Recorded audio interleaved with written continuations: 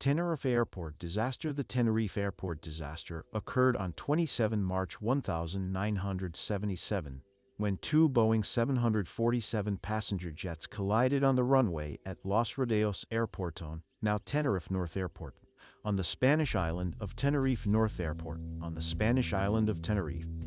The accident occurred when KLM Flight 4805 initiated its takeoff run in dense fog, colliding with the rear of Pan Am Flight 1736, still on the runway.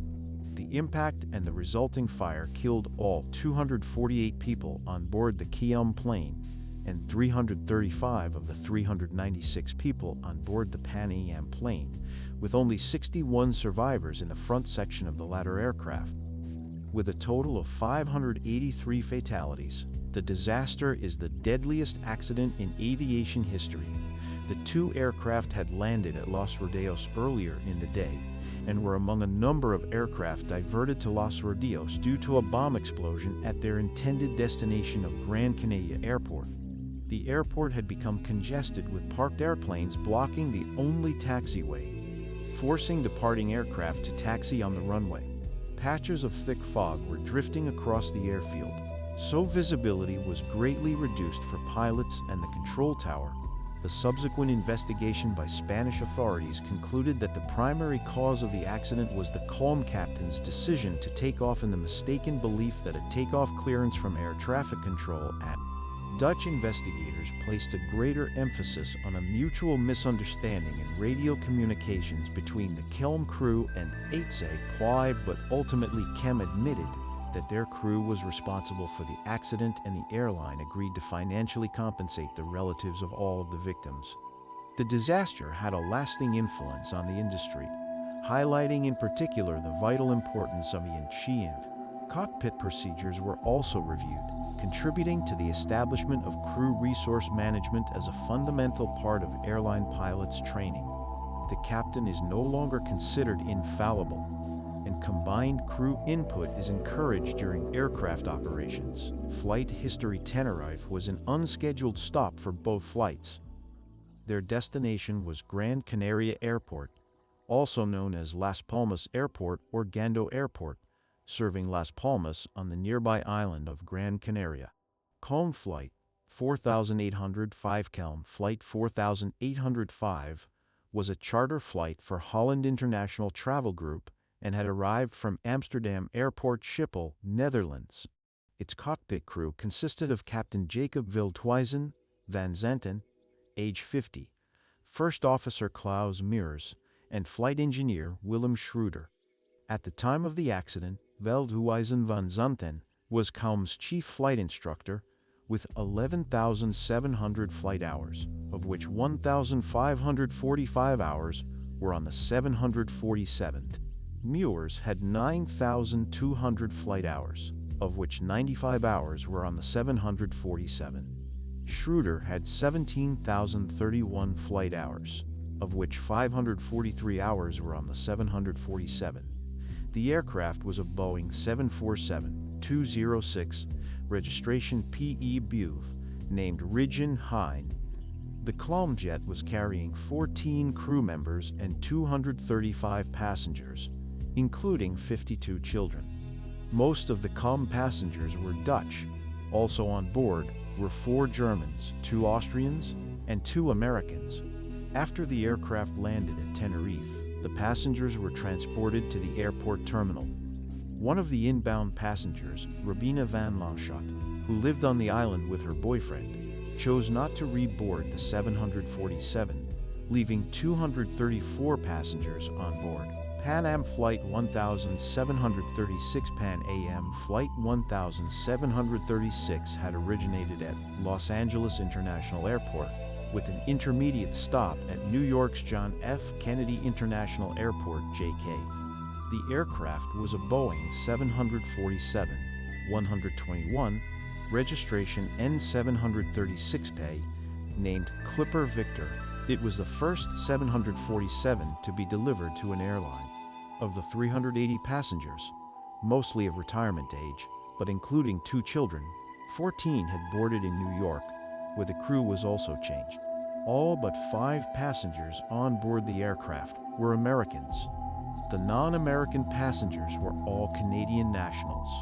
The new crew consisted of Captain Victor Grubbs, age 56, First Officer Robert Bragg, 39, Flight Engineer George Warnes, 36, and 13 flight attendants.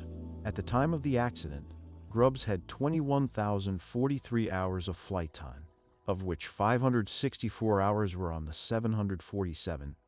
Bragg had 10,800 flight hours, of which 2,796 hours were on the 747.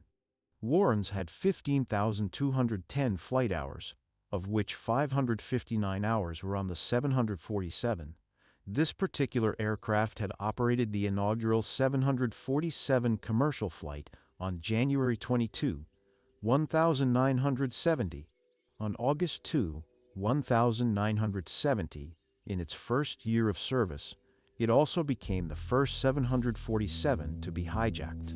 En route between Jeff Can Luis Munoz Marin International Airport in San Juan, Puerto Rico, it was diverted to Jose Marti International Airport in Havana, Cuba. Accident diversion of aircraft to Los Rodeos. Shortly afterward, the Pan Am was instructed to follow the column down the same runway, exit it by taking the third exit on their left, and then use the parallel taxiway. Initially, the crew was unclear as to whether the controller had told them to take the first or third exit. The crew asked for clarification, and the controller responded emphatically by replying, "The third one, sir, 1, 2, 3, third one." The crew began the taxi and proceeded to identify the unmarked taxiways using an airport diagram as they reached them. The crew successfully identified the first 2 taxiways, C1 and 2, but their discussion in the cockpit indicated that they had not sighted the third taxiway, C3, which they had been instructed to use. There were no markings or signs to identify the runway exits, and they were in conditions of poor visibility. The Pan Am crew appeared to remain unsure of their position on the runway until the collision, which occurred near the intersection with the 4th taxiway, C4. The angle of the 3rd taxiway would have required the plane to perform a 148T turn, which would lead back toward the still crowded main apron. At the end of C3, the Pan Am would have to make another 148-deg turn in order to continue taxiing towards the start of the runway, similar to a mirrored letter Z. Taxiway C4 would have required 2 35-deg turns. A study carried out by the Airline Pilots Association, ALPHA, after the accident concluded that making the second 148-deg turn at the end of taxiway C3 would have been a practical impossibility. The official report from the Spanish authorities explained that the controller instructed the Pan Am aircraft to use the 3rd taxiway because this was the earliest exit that they could take to reach the unobstructed section of the parallel taxiway. 25 these instructions issued by the airport controllers indicate their lack of familiarity with the difficulty of handling large aircraft such as the 747. Weather conditions at Los Rodeos Airport is at 633 meters, 2,077 feet, above sea level, which gives rise to weather conditions that differ from those at many other airports. Clouds at 600 m 2,000 feet, above ground level at the nearby coast are at ground level at Los Rodeos. Drifting clouds of different densities cause wildly varying visibilities, from unhindered at one moment to below the legal minimum the next. The collision took place in a high-density cloud. The Pan Am crew found themselves in poor and rapidly deteriorating visibility almost as soon as they entered the runway. According to the ALPHA report, as the Pan Am aircraft taxied to the runway, the visibility was about 500 m 1,600 feet. Shortly after they turned onto the runway, it decreased to less than 100 m 330 feet. Meanwhile, the Clom plane was still in good visibility, but with clouds blowing down the runway towards them. The aircraft completed its 180-degree turn in relatively clear weather and lined up on runway 30. The next cloud was 900 m 3,000 feet, down the runway and moving towards the aircraft at about 12 knots, 14 mph, 22 km. Communication misunderstandings. Immediately after lining up, the calm captain advanced the throttles and the aircraft started to move forward. 31 mirrors advised him that HE clearance had not yet been given, and Veldhuizen van Zanten responded, "No, I know that. Go ahead, ask." Mears then radioed the tower that they were ready for takeoff and waiting for our HE clearance. HE radioed the Calm aircraft, addressing them by the wrong call sign, although the Calm still interpreted the transmission as theirs, providing instructions that specified the route that the aircraft was to follow after takeoff, but did not clear them for takeoff. To add to the confusion, the controller had used the word takeoff in his clearance, potentially convincing Veldhuizen van Zanten that a takeoff clearance had been issued. Mirrors read the flight clearance back to the controller, completing the readback with the statement, "We are now at takeoff, although it is still not known whether we are at takeoff or we are taking off," was said. Veldhuizen van Zanten interrupted the first officer's readback with the comment, "We're going." The controller, who could not see the runway due to the fog and did not have any ground radar to use at the airport, initially responded with OK terminology that is non-standard, which reinforced the CLOM captain's misinterpretation that they had takeoff clearance. The controller's response of OK to the first officer's non-standard statement that they were now at takeoff was likely due to his misinterpretation that they were in takeoff position and ready to begin the roll when takeoff clearance was received, but not in the process of taking off. The controller then immediately added standby for takeoff. "I will call you," indicating that he had not intended the instruction to be interpreted as a takeoff clearance. A simultaneous radio call from the Pan Am crew caused mutual interference on the radio frequency, which was audible in the KLM cockpit as a 3-second-long shrill sound or heterodyny. This caused the CLM crew to miss the crucial latter portion of the tower's response. The Pan Am crew's transmission was, "We're still taxiing down the runway, Clipper 1736. This message was also blocked by the interference and inaudible to the CLM crew. Either message, if heard in the CLM cockpit, would have alerted the crew to the situation and given them time to abort the takeoff attempt. Due to the fog, neither crew was able to see the other plane on the runway ahead of them. In addition, neither of the aircraft could be seen from the control tower, as the airport was not equipped with ground radar. After the CLM plane had started its takeoff roll, the tower instructed the Pan Am crew to report the runway clear. The Pan Am crew replied, "Okay, we'll report when we're clear."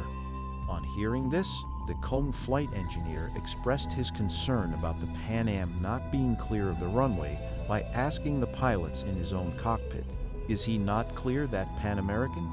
Veldhuizen van Zanten emphatically replied, "Oh yes," and continued with the takeoff. Collision. According to the cockpit voice recorder, CVER, the Pan Am captain said, "There he is," when he spotted the CLM's landing lights through the fog just as his plane approached exit C4.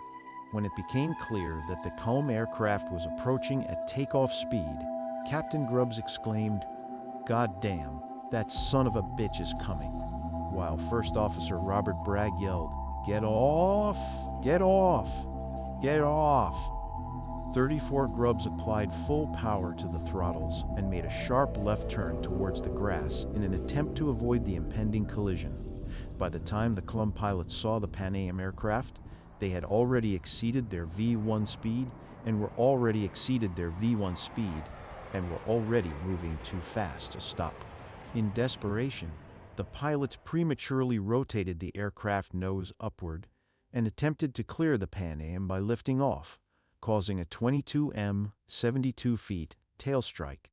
The CLM 747 was within 100 330 feet of the Pan Am and moving at approximately 140 knots, 260 km, 160 mph, when it left the ground.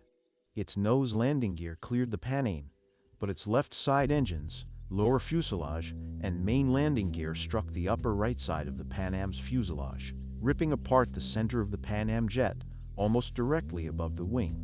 The right side engines crashed through the Pan Am's upper deck immediately behind the cockpit, instantly killing all of the passengers seated there. The calm plane remained briefly airborne, but the impact had sheared off the outer left engine, caused significant amounts of shredded materials to be ingested by the inner left engine, and damaged the wings.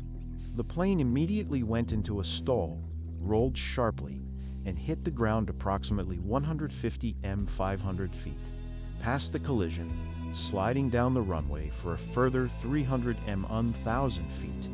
Upon impact with the runway, the full load of fuel, which had caused the earlier delay, ignited immediately into a fireball that could not be subdued for several hours. One of the 61 survivors of the Pan Am flight said that sitting in the nose of the plane probably saved his life. We all settled back, and the next thing an explosion took place, and the whole port side, left side of the plane was just torn wide open. Veldhuizen van Zanten was COM's chief of flight training and one of their most senior pilots. About 2 months before the accident, he had conducted the Boeing 747 qualification check on the first officer of Flight 4805. His photograph was used for publicity materials such as magazine advertisements, including the in-flight magazine on board PH Buff. COM had suggested initially that Veldhuizen van Zanten should help with the investigation, unaware that he was the captain who had been killed in the accident. Like, share, and subscribe my channel for more videos and click the bell icon button. Thanks for watching video.